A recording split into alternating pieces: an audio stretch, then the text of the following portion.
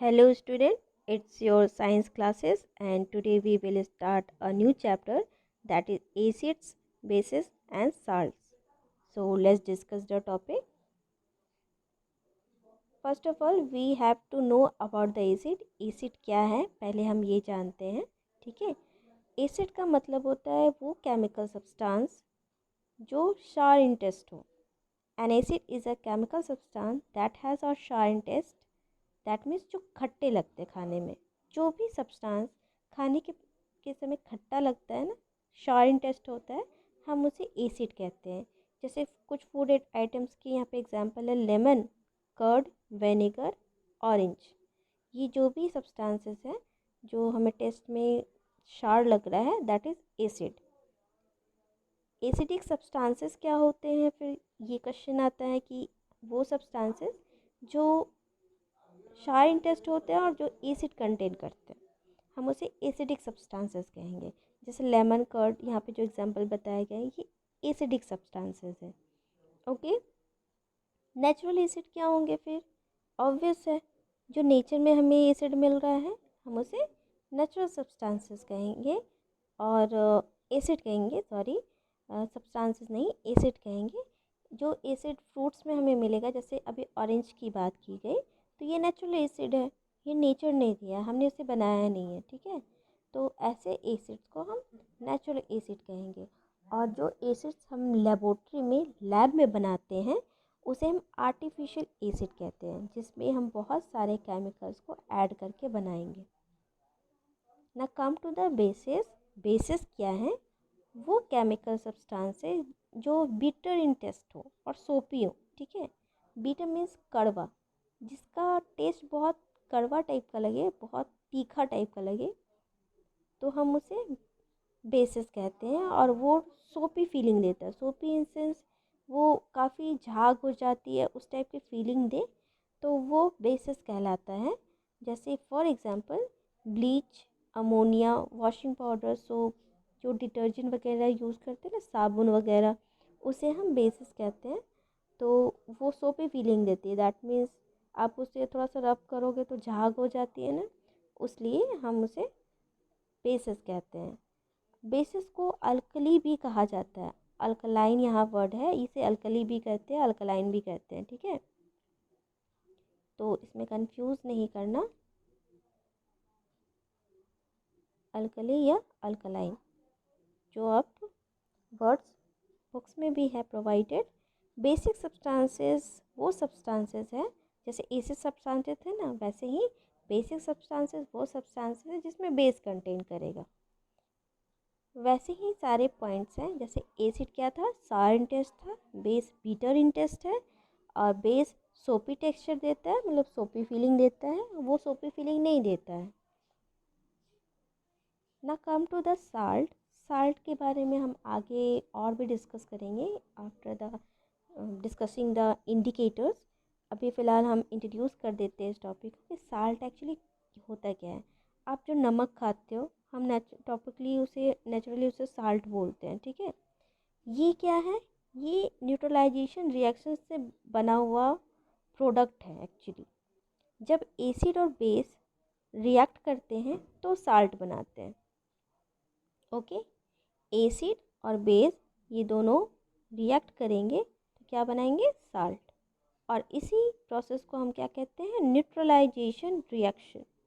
यही पॉइंट्स आगे भी डिस्कस किया हुआ है। यहाँ पे एक एग्जांपल दिया गया है इस रिएक्शन का कि हाइड्रोक्लोरिक एसिड को जब सोडियम हाइड्रोक्साइड के साथ रिएक्ट करवाया जाता है तो वो सोडियम क्लोराइड बनाते हैं। दैट मीन्स कि HCl का रिएक्शन जब NaOH यानी सोडियम हाइड्रोक्साइड के साथ करवाया जाता है, HCl react with NaOH solution gives NaCl यानी सोडियम क्लोराइड, ये देते हैं। तो साल्ट क्या हुआ? साल्ट एसिड, बेसिक और न्यूट्रल, ये तीनों नेचर कंटेन करता है। वो एसिडिक, बेसिक और न्यूट्रल, जो भी नेचर रिएक्शन वाइज आ रहे हैं ना, क्योंकि दोनों एसिड और बेस दोनों रिएक्ट कर रहे हैं, तो उनमें तीनों टाइप के रिएक्शंस हो जा रहे हैं, तीनों टाइप के नेचर्स वो शो कर लेगा।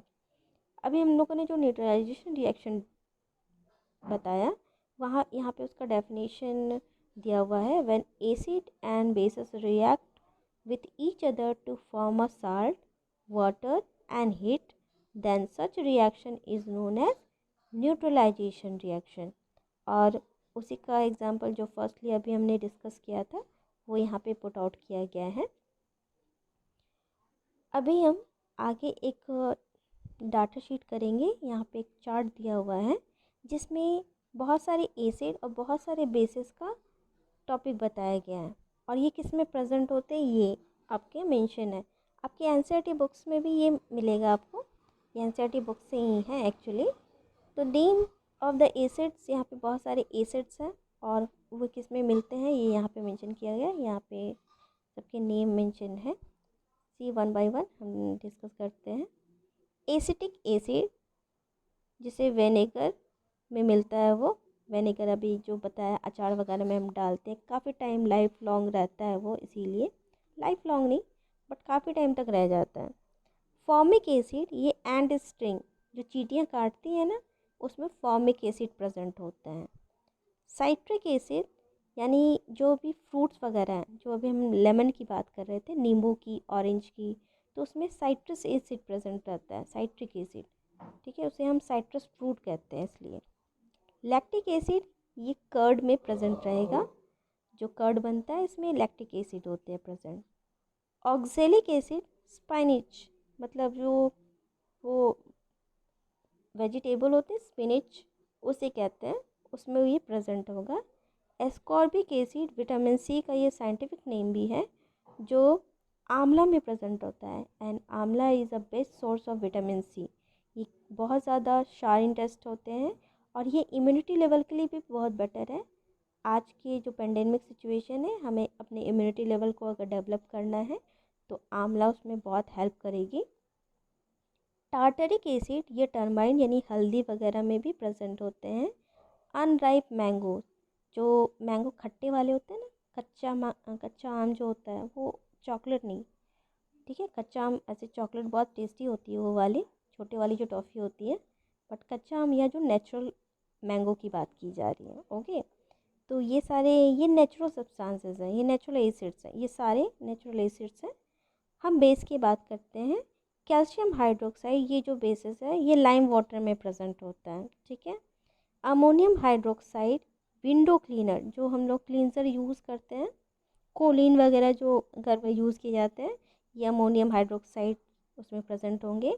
Sodium hydroxide and potassium hydroxide, ये सोप्स में प्रेजेंट होते हैं, जो हम साबुन यूज़ करते हैं जिसकी वजह से झाग होती है।